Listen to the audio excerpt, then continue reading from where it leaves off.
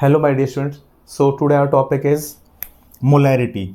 So molarity is what?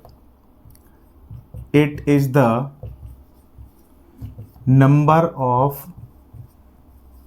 moles of solute present in 1 liter of solution. So number of moles of solute present in 1 liter of solution. So हमारे पास इसका formula हो जाएगा बेटा, molarity is equals to number of moles of solute upon volume of solution in litre. So अगर हमारे पास number of moles है तो हमने नंबर ऑफ मोल्स को पहले डिस्कस किया हुआ है कि नंबर ऑफ मोल्स मेरे पास क्या होता है, given mass upon molar mass. So आप देखिएगा जो नंबर ऑफ मोल्स मेरे पास होता है बेटा, number of moles equals to given mass upon molar mass. So यहां पर जो हमारे पास जो फॉर्मूला लिखा हुआ है number of moles of solute, तो हम number of moles of solute में given mass upon molar mass को यहां पर पुट कर देंगे. सो यहां पर मेरे पास जो फॉर्मूला आ जाएगा, molarity is equals to number of moles of solute की जगह पे मैं क्या लिख सकता हूं बेटा, given mass of solute upon molar mass of solute.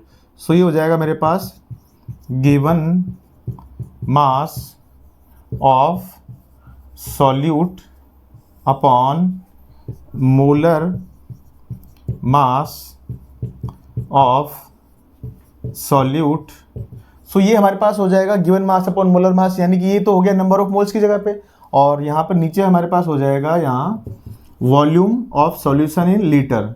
So volume of solution इन, अगर मिलीलीटर में दिया हुआ है, अगर वॉल्यूम हमारा मिलीलीटर में दिया हुआ है सॉल्यूशन का, तो हम क्या करेंगे, इसको लीटर में कन्वर्ट करने के लिए 1000 से डिवाइड करेंगे, और ये पहले से ही डिवाइड में है तो वो 1000 कहाँ चला जाएगा, ऊपर चला जाएगा. सो यहाँ पर हमारे पास क्या फॉर्मूला आ जाएगा, molarity equals to given mass of solute upon molar mass of solute into volume of solution in millilitre में अगर है तो हमें क्या करना पड़ेगा, ऊपर 1000 से मल्टीप्लाई करना पड़ेगा. तो किसी भी क्वांटिटी के पीछे हमारे पास लिखा हो मोलर या फिर लिखा हो मोल पर लीटर और या फिर लिखा हो कैपिटल M, यानी इन सभी चीज़ों का मतलब हमारे पास क्या हो जाता है बेटा, ये हो जाता है हमारे पास मोलैरिटी. सो मोलैरिटी का मतलब क्या हो जाएगा बेटा, concentration in terms of mole पर लीटर. तो हमारे पास जो क्वांटिटी अगर दी हुई है तो मोलर, मोल पर लीटर या फिर कैपिटल M, इन सब का मतलब क्या हो जाता है बेटा, हमारे पास मोलैरिटी हो जाता है. तो चलिए हमारे पास क्वेश्चन है, calculate the molarity of solution if 25 gram sodium hydroxide is dissolved in 250 ml solution. So हमारे पास जो क्वेश्चन दिया हुआ है, हमें इसमें क्या फाइंड करना है बेटा, हमें फाइंड करना है इसमें मोलैरिटी. तो सबसे पहले जो भी क्वेश्चन के अंदर हमारे पास जो चीज़ें दी हुई होती है वो हम लिख लेते हैं इसको. सो हमारे पास दिया हुआ है बेटा 25 ग्राम NaOH और वॉल्यूम हमारे पास दिया हुआ है कितना बेटा, 250 ml, यानी कि 250 ml हमारे पास जो है वॉल्यूम दिया हुआ है. तो हमें क्या फाइंड करना है बेटा, मोलैरिटी. सो हमारे पास जो मोलैरिटी का जो फॉर्मूला होता है, सबसे पहले कोई भी आप क्वेश्चन करेंगे तो उसमें क्या लिखना होता है बेटा, फॉर्मूला लिखना होता है. तो हमारे पास क्या हो जाता है, given mass of solute upon molar mass of solute ये तो हो जाएगा हमारे पास नंबर ऑफ मोल्स, और नीचे क्या लिखेंगे बेटा हम यहाँ पर, वॉल्यूम ऑफ सॉल्यूशन, और अगर मिलीलीटर में वॉल्यूम दिया हुआ है तो हम क्या कर देंगे बेटा, इसको ऊपर 1000 से मल्टीप्लाई कर देंगे। तो आप देखिएगा यहाँ पर molarity equals to given mass of solute कितना है बेटा मेरे पास 25 ग्राम है, और मोलर मास ऑफ NaOH, यानी NaOH का मोलर मास हम पहले ही फाइंड कर चुके हैं।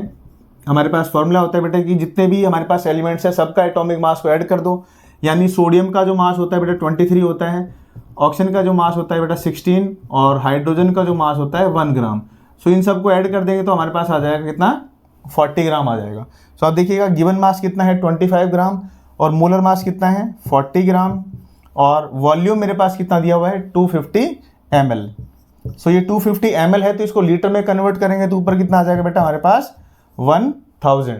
तो इसको सॉल्व करेंगे, हमारे पास क्या आ जाएगा, 0 से कैंसिल हो गया यहाँ पर, ये कैंसिल हो गया यहाँ पर, तो 25 से 25 कैंसिल, और यहाँ पर आ जाएगा 10/4, यानी कि ये 2 आ जाएगा इधर, और ये आ जाएगा 5, यानी 5/2, यानी कि इधर आ जाएगा 2.5 मोलर। सो इस तरीके से बेटा हम मोलैरिटी कैलकुलेट कर सकते हैं।